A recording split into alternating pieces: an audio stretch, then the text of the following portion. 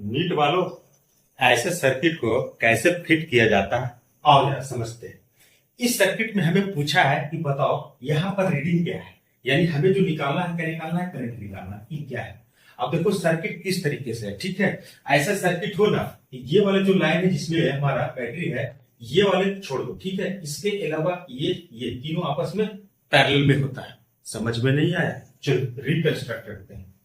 आओ इसको इस तरह से करते हैं। ये वाला जो रेजिस्टेंस है यहां ले आओ, ठीक है। इसके बाद क्या है, सेल दिखाया हुआ है, दिखा दो। इसके बाद क्या लगा है, अमीटर लगाओ, ये दिखा दो, ठीक है। यहां तक समझ में आ गया।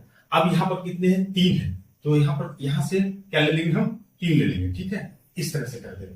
तो एक इस तरह से चला गया, दूसरा यहां से बीच में दिखा देते हैं, ऐसे चला गया, ठीक है। अब तीसरा ये इस तरह से होगा। अब यहां से लाके तीनों को मिला, समझ में आ गया। अब तो समझ में आया। तो देखो तो ये तीनों आपस में पैरेलल में है, ठीक है। तो इसका इक्विवेलेंट निकालो, आर इक्विवेलेंट इसका निकालोगे तो देखो कितना है, 1 2 3 है, तो 3 हो जाएगा, 3/3 यानी 1 ओम आ जाएगा, ठीक है। तो यहाँ का इक्विवेलेंट कितना आ गया, 1। अब हमें निकालना यहाँ भी है, तो आर टोटल निकाल लेते हैं। यहाँ से 1 है, ठीक है। अब यहाँ कितना है, 3 है, तो कितना हो गया, 4 ओम।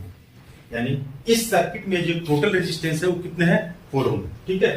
तो हमसे पूछा क्या है, करंट, तो I इक्वल टू क्या हो जाएगा, V अपॉन R। अब हमें V कितना दिया हुआ, देखो 12 रख दो। अब टोटल रेजिस्टेंस कितना है, 4, तो 10 यानी कितना आ गया, 3 एम्पियर। यानी ये जो अमीटर का जो रीडिंग है वो कितना है, 3 एम्पियर है। यही आंसर है। बात समझ में आ गया।